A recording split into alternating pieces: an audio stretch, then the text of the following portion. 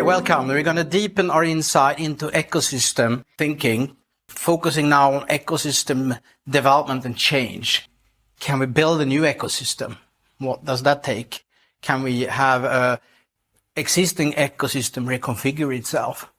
And so on. And we're going to look at a tool that is some sort of a collaborative approach to innovating that brings the actors in. Of course, one thing you can do is to disrupt an ecosystem. You try to come in there and destroy the structure. That's an option. Might not be possible to get the change you want by destroying the ecosystem.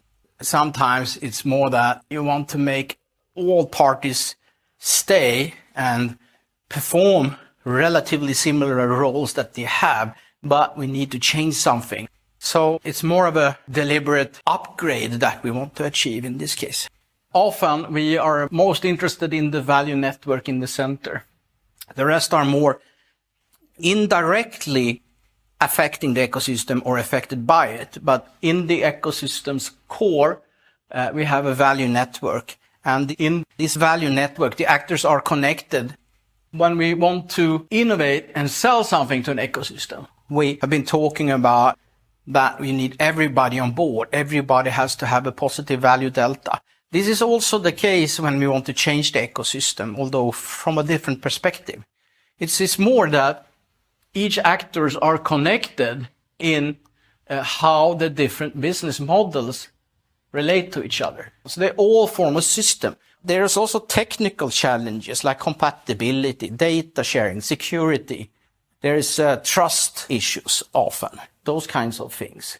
And especially if we're building an infrastructure like the infrastructure of a city, it's much more difficult. We want to, let's say, put the whole thing on the blockchain. Okay, everybody still needs to be on board. Everybody has to have a positive value delta. But it's not our value proposition. It's more improving everybody's support functionality, for example. Why is this so difficult? Everybody understands that it will be better to do our function in the world, so to speak, to have our purpose as a company manifested in value with a new way of doing things. Everybody understands that, but it's difficult for one person to start or one person to decide how it will work because others are also working with the same technical standard or whatnot. So when we have these grand societal challenges that demands that we change our way of living or doing things, like to really realize the potential of electric self-driving cars, that's not one actor's problem. That's everybody's problem that is connected, for example, to urban mobility. Telecom operators and equipment manufacturers' problem that the cars need to talk to each other. They also need to talk with the surrounding roads and sensor systems and with the traffic control system, and all that might be powered by an AI. And you cannot just make your solution, put it out there. It won't work. There are many things required that needs to be working together. So we need to have specialized assets from each other, and we need to have cooperation in the implementation. Otherwise, it's impossible. But for each of us, it might be that it's not necessarily going to give us a competitive advantage and so on and so forth. It's very difficult to get commitment. So what we do here is we try to innovate together, but not only the value propositions, but also the activities and the assets and all that. Starting by envisioning the future, what could be concrete things that could be better that we can build. We think about it, for example, as building new business models. So here's a picture borrowed from the sales material of friends at Rohrbeck consultancy. They're really good at ecosystem formation and change facilitation, and suggesting that we do systemic change by collaborative business modeling. It has a nice process to it, and there is an article by Rohrbeck, Konitz and Knab that describes how this can work. So this idea generation phase, or first of all, we get people together in workshop. Then we brainstorm and generate lots of business models by using a technique, for example, called brain writing. It's a fun technique. You don't recognize what you created when it comes back, but creativity is quite high.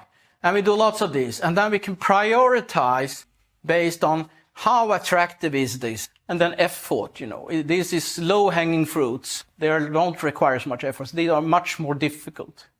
And, maybe we need to do something that is difficult to change the system.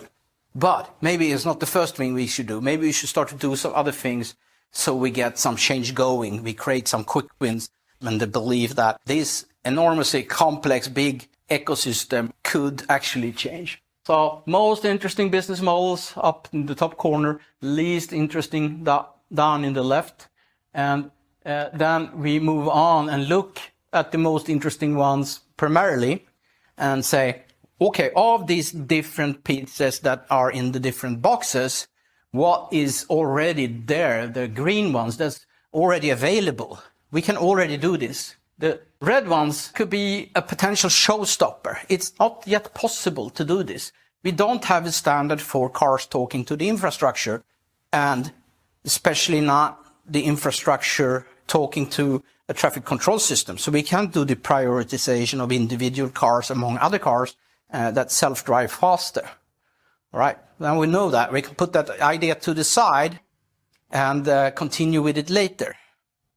While there are other ones like the yellow, they might be possible, but it needs to be developed. It requires some effort. With the validation done, you can plan joint development and commercialization activities.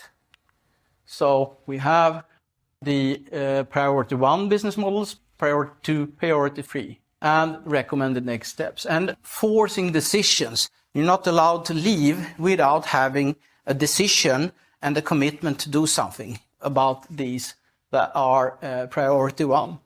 And what about the priority 2 ones? Well, maybe you decide to bring them up in a year, or maybe you decide that once we have business model 4 in place, we can again look at business model 8, because that builds on something that business model 4 can provide. So this already accomplished a lot of things. Creativity about the future business models that could be made, analysis of what it takes to do them, prioritization of the ones that we could start working on so we get change happening, and maybe we can build them so we open for the ones that require more effort and development, or even removing some current showstoppers. Some of them will never be done. Maybe they are so low attractiveness or so difficult that there's no point in doing them. If they're critical but difficult, we can have a plan on in which order do we do this, so we pave the way for that critical thing to happen further on. So we get like a long-term view of our development path towards this the better ecosystem or the better infrastructure utilization.